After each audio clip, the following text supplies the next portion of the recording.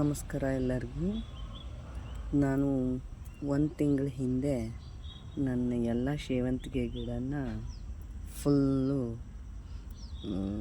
ಏನು ಹೇಳ್ತಾರೆ ಪ್ರೋನಿಂಗ್ ಮಾಡಿ ಇಟ್ಟಿದ್ದೆ. ಈಗ ಒಂದು ತಿಂಗಳಾದಮೇಲೆ ಹೇಗೆ ಬೆಳೆದಿದೆ ಅಂತ ನೀವೇ ನೋಡಬಹುದು. ತುಂಬ ಬ್ಯೂಟಿಫುಲ್ಲಾಗಿದೆ. ಇವಾಗ ಗಿಡಕ್ಕೆ ತುಂಬ ಮೊಗ್ಗು ಬಂದಿದೆ.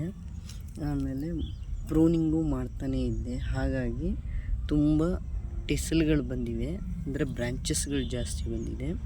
ಸೊ ನಾನು ಇದರಿಂದ ಕಲ್ತಿದ್ದೇನು ಅಂದರೆ, ಎಷ್ಟು ನಾವು ಪ್ರೂನಿಂಗು ಅದು ಮಾಡ್ತಾ ಇರ್ತೀವೋ ಅಷ್ಟು ಚೆನ್ನಾಗಿ ಹೂವು ಬಿಡುತ್ತೆ, ಆಮೇಲೆ ದೊಡ್ಡ ದೊಡ್ಡ ಹೂವು ಬಿಡುತ್ತೆ ಅಂತ.